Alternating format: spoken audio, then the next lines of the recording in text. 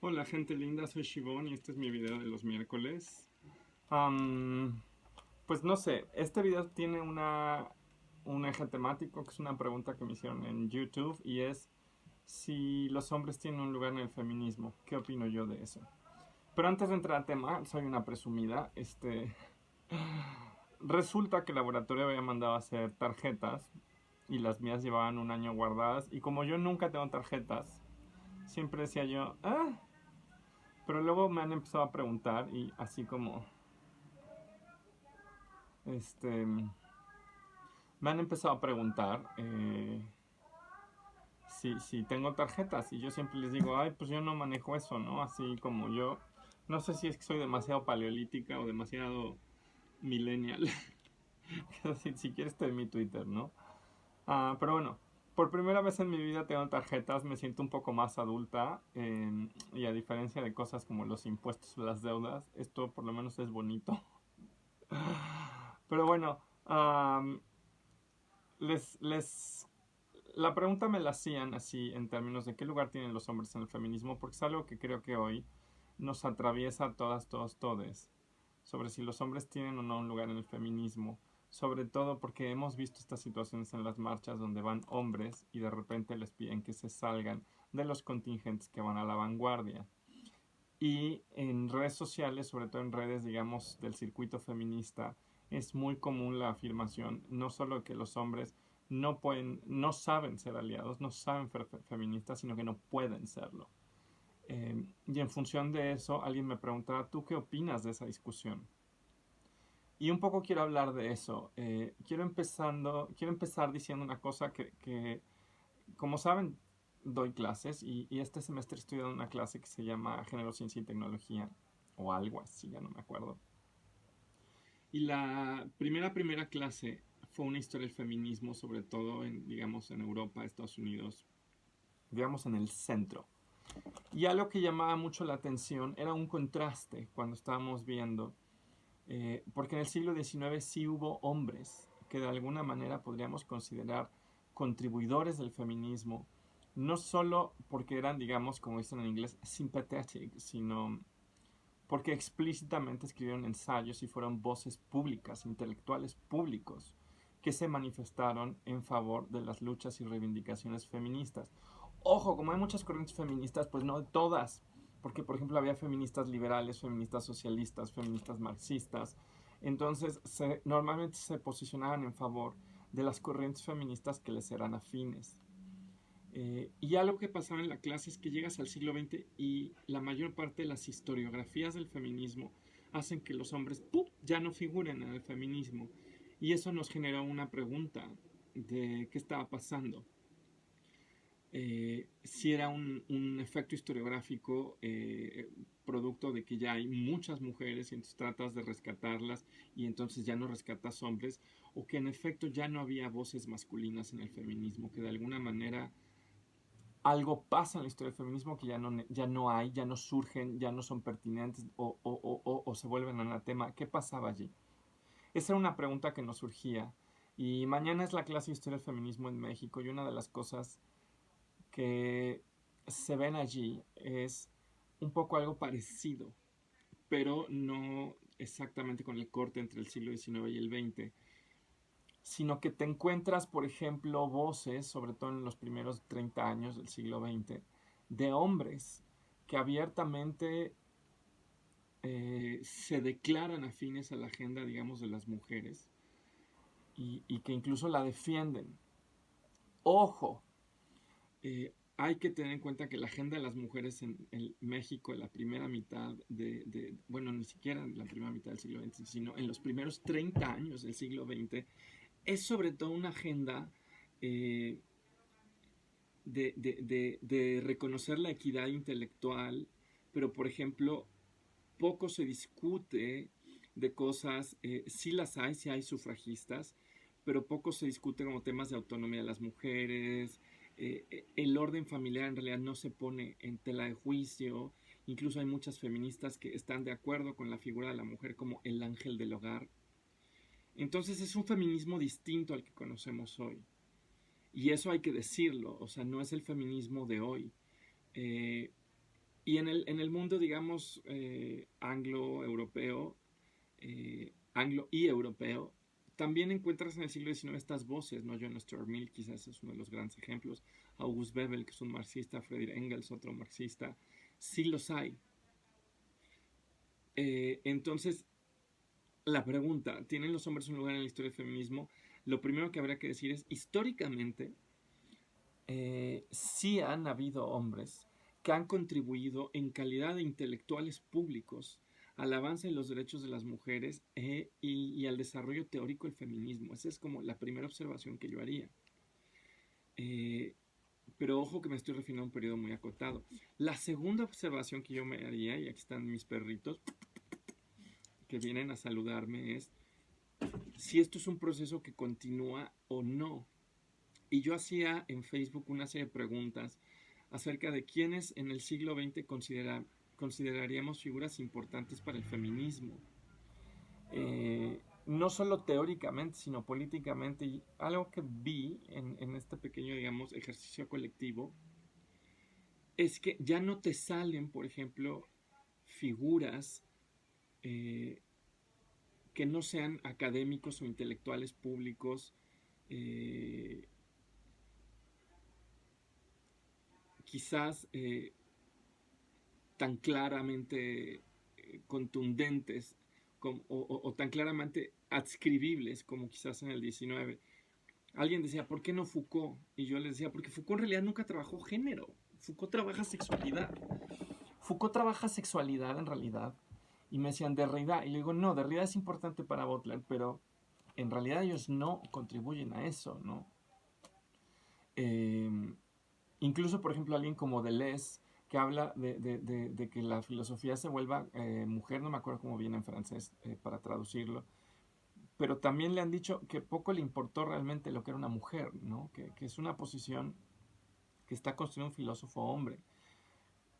Y por ejemplo decíamos Bourdieu, la dominación masculina, y luego alguien dice, por ejemplo, Kimmel, y surgía una pregunta de si no valdría la pena hacer la distinción entre estudios de género y feminismo, porque sí puedes encontrar hombres que están contribuyendo ya en el siglo XX a los estudios de género. La pregunta es si están contribuyendo al feminismo como un movimiento político emancipatorio que se puede construir de varias maneras. Y ahí es donde la respuesta es menos clara, porque parece que sí puedes encontrar hombres, incluso intelectuales públicos, pero sobre todo son académicos. Entonces, esto es como una primera exploración histórica de la pregunta. ¿Tienen los hombres un lugar en el feminismo? Históricamente sí llegaron a haber muy pocas, pero algunas voces que estuvieron allí. En el siglo XX más bien parece que se vuelven contribuidores, si quieren, de los estudios de género como una empresa más académica, más teórica, no porque no tuvieran una visión emancipatoria, sino porque el movimiento político feminista no siempre se juega en el ámbito de la teoría. Entonces ahí es donde eso queda como un poco más claro, ¿no? Y bueno, pues estaba esa pregunta, pero ahora pensándola un poco, por ejemplo, desde la epistemología feminista y no tanto desde la historiografía del feminismo, yo me quedaba pensando, ¿tienen o no un lugar? Y a mí se me ocurría distinguir entre dos posiciones de habla que me parecen distintas. Una posición desde la primera persona, testimonial de las vivencias en un yo, así yo vivo esto, y una opinión en tanto tercera persona, una opinión de alguien que observa y discute. Ahora, ¿por qué creo que esta es una distinción importante epistemológicamente? Porque yo diría, eh, allí donde lo que nos importa es la recuperación de los testimonios de las mujeres y de los sujetos, si quieren, feminizados, que es una pregunta a la que todavía no he llegado, desde luego que lo que nos importaría sería la voz de la primera persona. Y creo que la mejor manera de entender un concepto como mansplaining, precisamente, es como la usurpación de la voz testimonial de la primera persona. O sea, cuando un hombre llega y le quiere explicar a una mujer lo que es la opresión de género, está haciendo mansplaining precisamente porque está usurpando la posición testimonial en primera persona de alguien que lo sabe porque lo vive.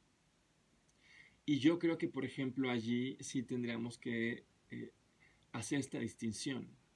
Cuando queremos recuperar vivencias, cuando queremos recuperar testimonios, desde luego que nos importan las personas que lo viven. Y ahí sí creo que habría que dejar, digamos, de lado a voces que no lo pueden testimoniar porque no lo viven. Ojo, yo hace rato hacía la observación sujetos feminizados. ¿Por qué digo esto? Porque muchas veces se habla, por ejemplo, del privilegio masculino. Y habría que calificar al privilegio masculino diciendo que no todo hombre tiene un privilegio masculino del mismo tipo. Por ejemplo, los hombres que viven feminizados por su expresión de género, por ejemplo, hombres gay muy femeninos o abiertamente travestis, no tienen las mismas experiencias, ¿no? Entonces, no voy a decir que eso cancela su privilegio masculino, lo que estoy diciendo es que no se va a vivir igual. De hecho, se puede vivir como un privilegio, si quieren, puesto en jaque en muchas ocasiones, precisamente por la feminización que ocupan, viven, habitan, proyectan. Entonces, me queda claro que ahí habría la capacidad de recuperar una visión testimonial interesante, sin colapsar esto con el sujeto político mujeres, que es una heterogeneidad de todas maneras, ¿no? Ahora, sin embargo, la epistemología feminista también nos diría, ojo, no en todo momento, ni de la teoría, ni de la política feminista, nos importa únicamente rescatar los testimonios, únicamente rescatar las vivencias.